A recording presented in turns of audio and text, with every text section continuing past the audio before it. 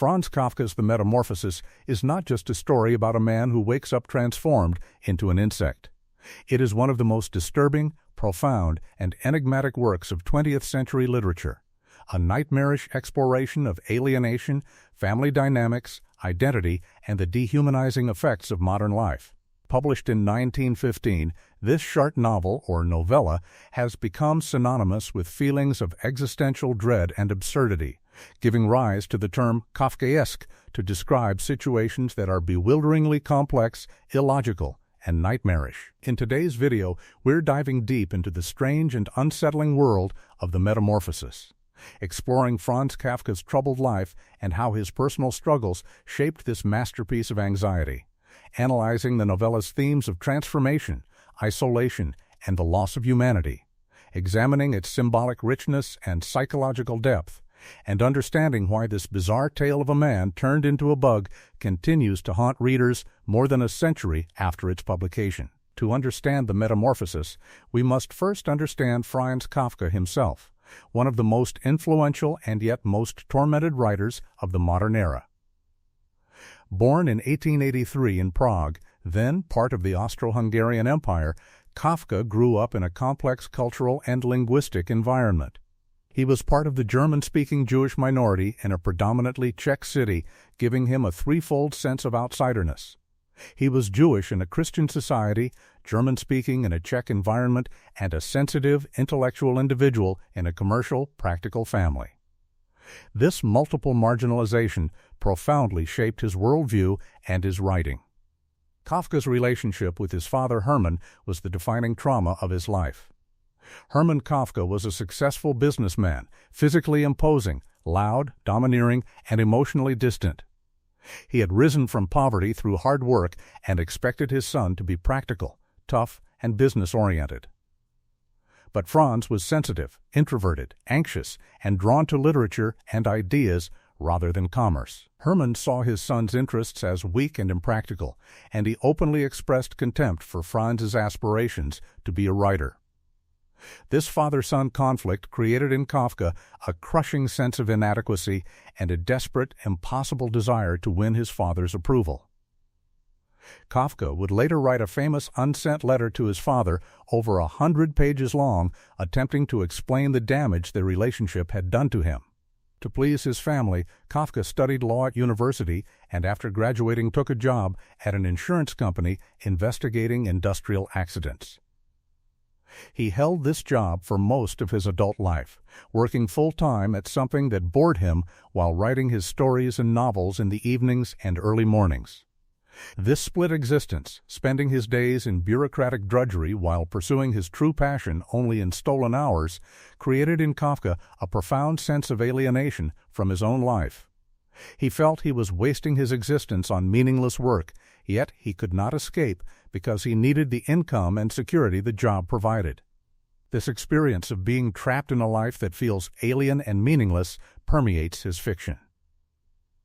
Kafka's personal life was marked by anxiety, depression, and troubled relationships. He became engaged 3 times, twice to the same woman, Felice Bauer, but each time he broke off the engagement, unable to commit to marriage. He was terrified of the responsibilities and intimacy that marriage required, yet he desperately wanted connection and love. His letters to Felice, over 500 of them written during their on-and-off relationship, reveal a man tormented by contradictory desires, wanting closeness but fearing it, seeking stability but feeling it would destroy him as a writer. This inability to connect, this feeling of being fundamentally different from normal people who could form relationships and families, is another key theme in his work. In 1917, Kafka was diagnosed with tuberculosis, the disease that would eventually kill him. He spent his last years in and out of sanatoriums, growing progressively weaker, writing when he could. He died in 1924 at the age of just 40, his major novels unfinished and unpublished. Before his death, Kafka asked his close friend Max Brod to destroy all his unpublished manuscripts. He felt his work was inadequate, that he had failed as a writer. But Brod, recognizing Kafka's genius, disobeyed these instructions and published Kafka's novels and stories, making him posthumously one of the most important writers of the 20th century. Without Brod's disobedience, we would not have The Trial, The Castle, or many of Kafka's greatest stories. The Metamorphosis was written in 1912 during a single intense burst of creativity, completed in just a few weeks. Kafka considered it one of his better works, though he was famously self-critical and dissatisfied with almost everything he wrote. The story was published in 1915 and was recognized immediately as something remarkable and disturbing, though its full impact and influence would only become clear after Kafka's death, when his other works were published and his unique vision was more fully understood. The Metamorphosis begins with one of the most famous opening lines in world literature. As Gregor Samsa awoke one morning from uneasy dreams, he found himself transformed in his bed into a gigantic insect. There is no build-up, no explanation, no gradual transformation. The story begins with the transformation already complete, presenting it as an accomplished fact. This abrupt beginning is characteristic of Kafka's technique. He takes an absurd, impossible premise and treats it with complete seriousness and realistic detail, forcing readers to accept the unacceptable and find meaning in the meaningless. Gregor's first reaction to discovering he has become an insect is not horror or panic, but mild annoyance. He is primarily worried about having overslept and being late for work. He is a traveling salesman, a job he hates but cannot leave because he needs to support his family and pay off his father's debts. Even transformed into an insect, his first thoughts are about his work obligations, about catching the next train, about what his boss will say. This response is both darkly comic and deeply disturbing. It suggests that Gregor was already so dehumanized by his work and his family obligations that even physical transformation into an insect represents only a minor additional inconvenience. As Gregor struggles to get out of bed, hampered by his new body with its multiple legs and hard shell, the story takes on an absurdist comedy. He tries to figure out how to move, how to turn over, how to get up. The detailed, realistic description of these difficulties creates a strange mixture of horror and humor. We are watching a human consciousness trapped in an insect body, and Kafka makes us feel both the physical discomfort and the psychological dislocation of this situation. When Gregor fails to appear for work on time, his family and his supervisor come to his locked bedroom door, demanding that he come out and explain himself. Gregor tries to speak to them, but his voice has changed into unintelligible insect sounds. The family and supervisor become increasingly alarmed, and when Gregor finally manages to open the door and they see what he has become, their reactions are revealing. His mother faints, his supervisor runs away in terror, and his father drives Gregor back into his room with a stick, injuring him. From the very beginning, the family's response is not compassion or an attempt to help, but fear, disgust, and violence. The bulk of the novella describes Gregor's life in the months following his transformation. He is confined to his room, dependent on his family to feed him and clean up after him. His sister Grete initially takes care of him, bringing him food and removing his furniture to give him more space to crawl around. But gradually, the family's initial concern turns to resentment and then to open hostility. Gregor has become a burden, an embarrassment, a source of shame. His father, who had been in semi-retirement living off Gregor's earnings, is forced to take a job. His mother and sister also begin working. The family that depended entirely on Gregor now sees him as useless and disgusting. Kafka portrays the slow deterioration of the family's attitude toward Gregor with painful precision. At first, Grete tries to figure out what foods Gregor prefers, discovering that he likes rotten food rather than fresh. She cleans his room regularly, though with increasing reluctance. But as weeks turn into months, care turns to neglect. Food is thrown into the room carelessly, the room is cleaned less and less frequently, until eventually it becomes a storage space for unwanted items, with Gregor hidden under a sheet like another piece of discarded furniture. The family stops thinking of him as Gregor, as a person. and begins referring to him as it, as a thing, as a problem to be solved. The most devastating moment in the story comes when Gregor, hearing his sister playing violin for some lodgers the family has taken in to earn money, crawls out of his room, drawn by the music and by a desperate desire for connection. His appearance terrifies the lodgers, who threaten to leave without paying rent. Gretty, in frustration and rage, declares that they must get rid of it, that the creature in the room is not Gregor, that if it were Gregor, it would have left of its own accord, recognizing that its presence is unbearable for the family. This moment when his beloved sister, the one person who showed him any kindness, completely rejects him and denies his identity, breaks something in Gregor. He crawls back into his room, and that night, thinking of his family with love and tenderness, he dies. The story's final section describes the family's reaction to Gregor's death. They feel relief, liberation, as if a burden has been lifted. They take a day off work and go on a trip to the countryside. They notice how their daughter has blossomed into a beautiful young woman despite the difficult circumstances. They discuss finding her a good husband. Life goes on, better than before, as if Gregor had never existed. The story ends with the image of Great stretching her young body in the spring sunlight, full of life and future, while Gregor lies dead and forgotten, his body to be disposed of by the cleaning woman.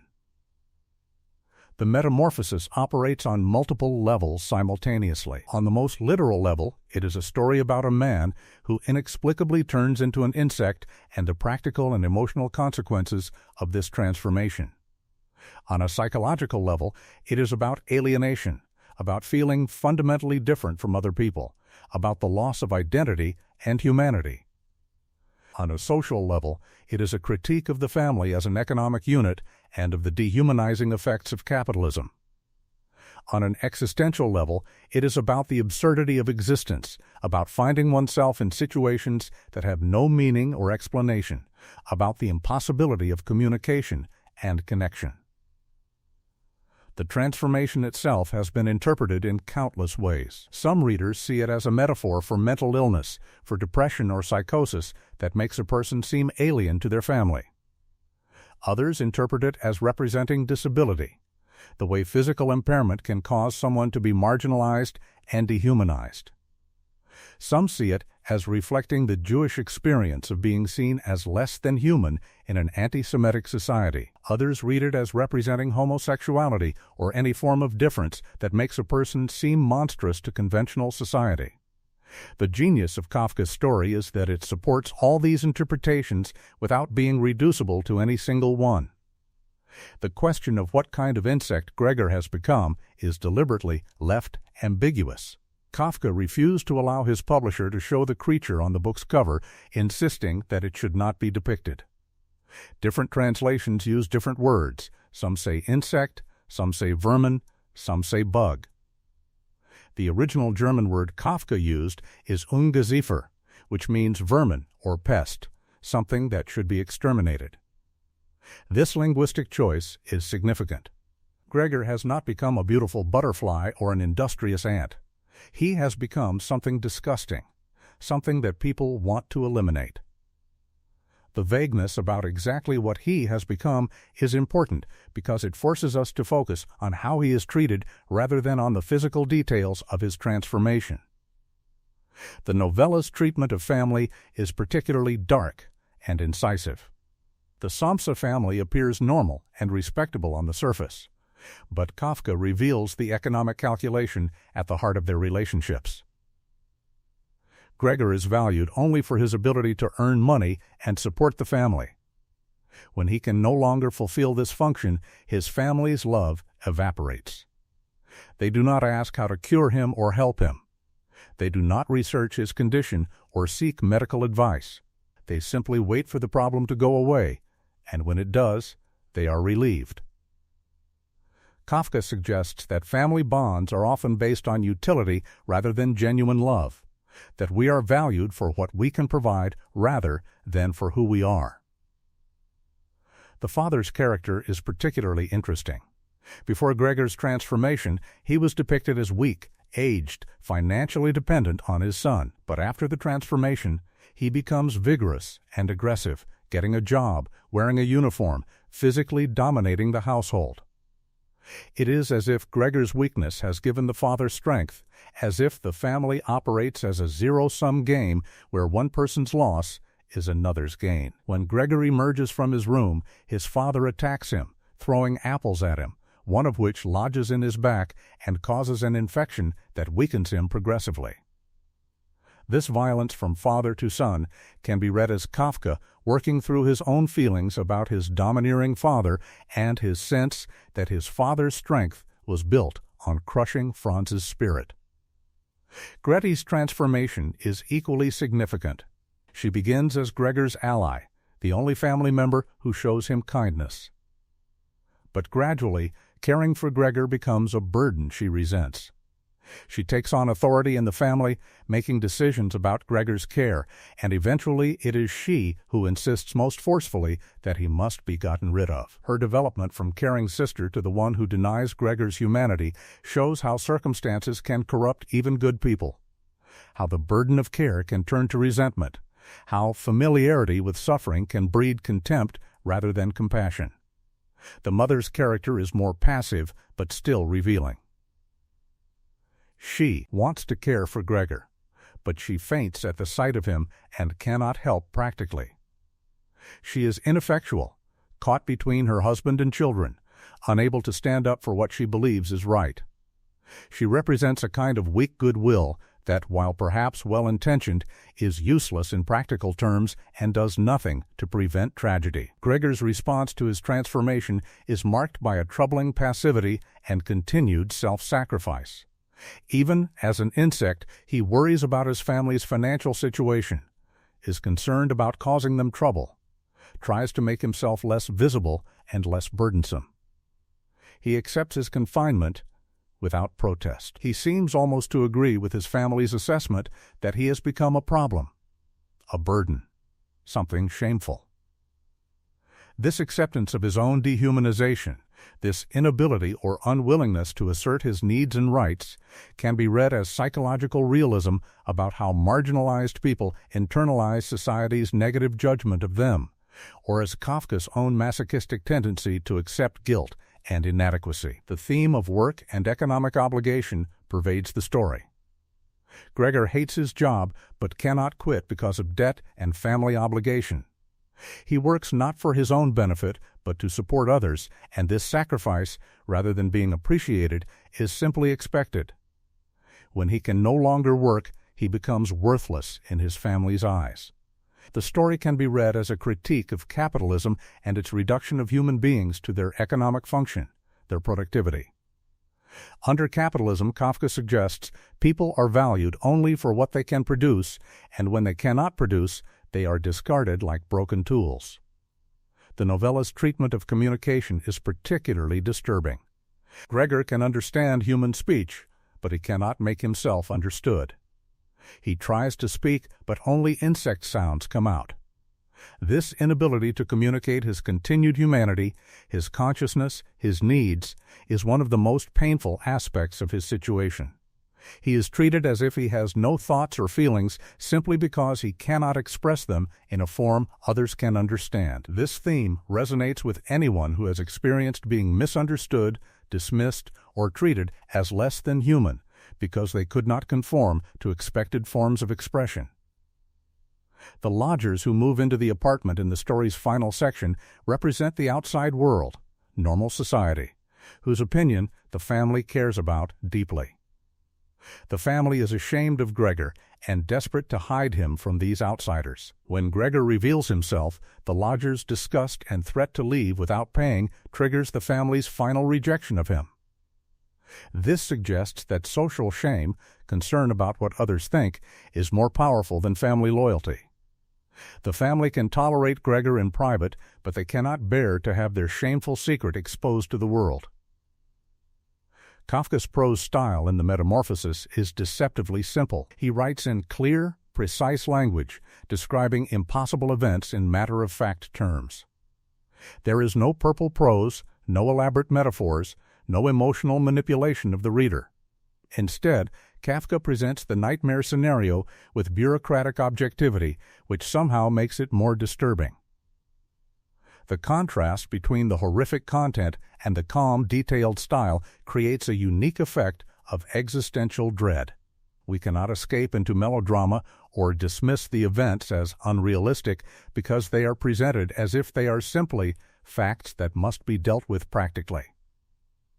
The story is told primarily from Gregor's perspective, allowing us access to his thoughts and feelings even as his external form becomes monstrous. This creates sympathy for Gregor and makes his family's rejection of him all the more painful. We know he is still human inside, still capable of love and suffering, but we watch helplessly as he is treated as a thing. This technique of maintaining human consciousness in an inhuman form forces readers to confront questions about what makes us human, whether our identity resides in our body or our mind, and how we determine who deserves compassion and dignity. The Metamorphosis has had an enormous influence on 20th century literature and thought. It established Kafka as a master of the modern condition, and his depiction of alienation, bureaucracy, and the absurdity of existence has influenced countless writers, from Albert Camus to Gabriel García Márquez to Haruki Murakami.